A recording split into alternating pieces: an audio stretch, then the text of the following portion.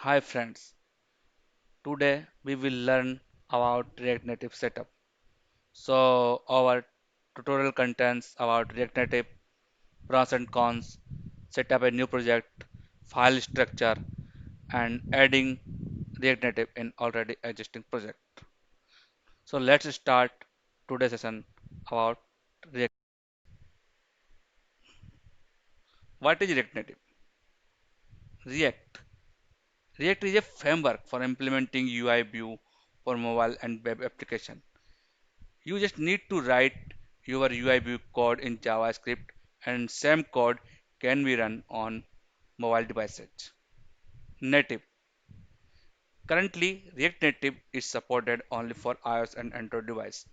So most of the code of UI view can be written in JavaScript code and you can run same code in iOS and Android devices. But there are many UI component that is not written in JavaScript code, so you need to write custom code for that part. What is advantage of React Native? First advantage is code sharing. If you are writing native code, then you need to use Objective-C for iOS app development and Java for Android app development. But here you just need to write a single code using JavaScript. That code can be run on iOS and Android devices. So you will save time and money, both the things. Second thing is real-time code update. In native app development, we frequently update your application on App Store and Play Store. It will take time to approve, so it's a headache. Here, you just need to upload your React Native code on your server. When application will be launched, it will automatically check that new version of code is available or not on server. If it's available, it will automatically downloaded and your UI will be automatically updated. Third is hot reloading. It's a very good advantage. If you are writing native code and you change some UI part, again you need to run your application. It will take time. But here in React Native, it's a server thing. So whenever you change your UI, you no need to run code again. Just you need to save and your UI will be automatically re-rendered. If there is an advantage, then there are some disadvantage. So first advantage is single thread application. If you are implementing a native application, then you need to write some code using multiple threading. Like when you are launching application, you need to download some data. So you cannot block your user at this moment. We will download data on background threads. But here in React Native, JavaScript code can be run on main thread. It's a single thread application. So on app launch, if you want to download some data and later you need to perform some action on background, so that thing is not possible in React Native.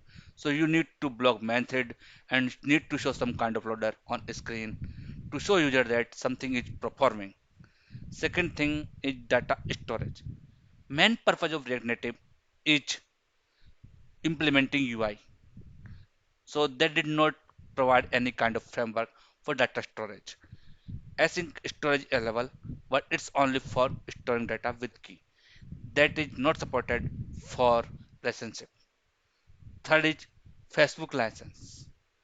Currently React Native is free. You no need to buy any license. But in future it may possibility that you need to buy some license from Facebook. So it's a risk in future.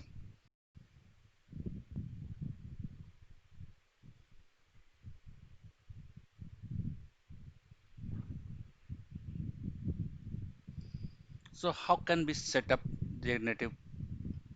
First we will learn setup of React Native in your Mac. So first we need to install Homebrew. Homebrew is used to install Node and Watchman. So command for install is Homebrew is this. Just open your terminal and write this line. It will install your Homebrew. After Homebrew we need to install Node. Node is used to implement a React Native application. For command to implement a node, is brew install not. Third thing is we need to install Watchman. Watchman is used for checking that a new version is available or not. If it's available, then you need to install that new version of not. So command for install a Watchman is this.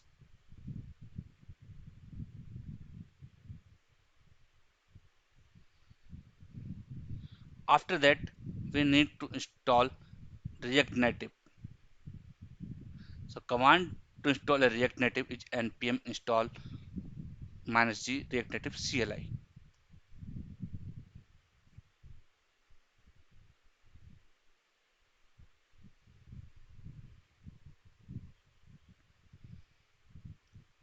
After that, we need to install Xcode for iOS app development and Android Studio for Android app development.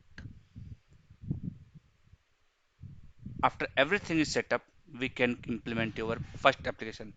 So creating a React Native application, we need to write React Native init and our app name. So React Native init first app.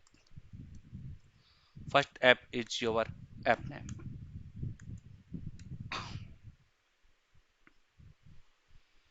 So it will take time and your first app will be implement.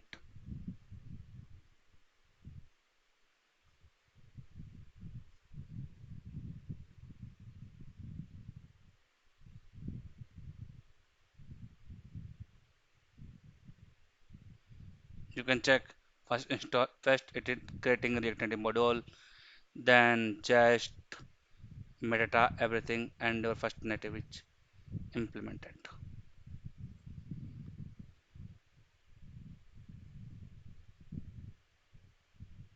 Okay, file structure. So React Native project contains node module that contain all the UI component part. Second package file that package.json that contain all the React Native component and npm's path. Third is as folder structure, Android folder structure, then React Native code folder src, Android input point and iOS input point. File structure. We have a main root folder test. Inside that we have Android folder for Android project, iOS folder for iOS project, Android input point index.ios. We have Android input point index.android. If you already have a iOS and Android project and you want to give support of React Native, so first you need to copy your iOS and Android project into iOS and Android folder. How? We will first create a folder with project name. Inside that, we will create two folders. One is iOS and one is Android. We will we will copy our iOS project inside iOS folder and Android project inside Android folder. After that, here we will create a new file with name package.json.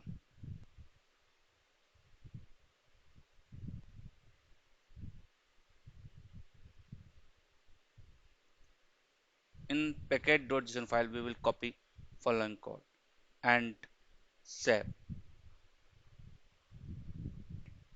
After that, we need to run following command on root folder.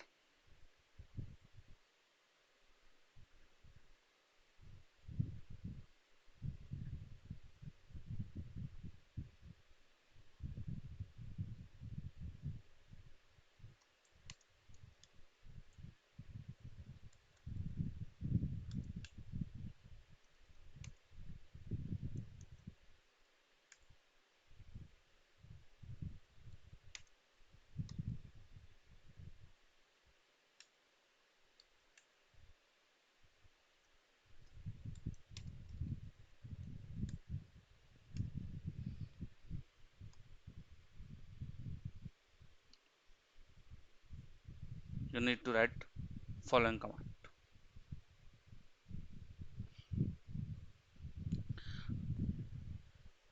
So after this command, you will see your folder structure like this: Android folder structure, Android product, iOS, node modules, package file, and you need to create a src folder for your React Native code.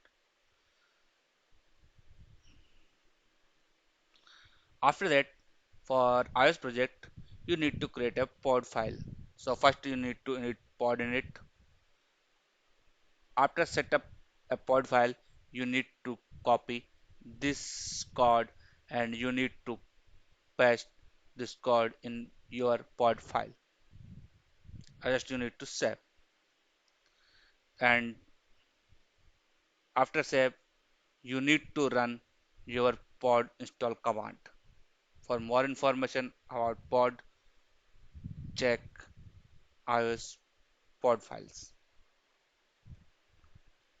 Android, you need to create an activity, and in activity you need to give your project name test. So in this way you can add a support in already existing iOS and Android project.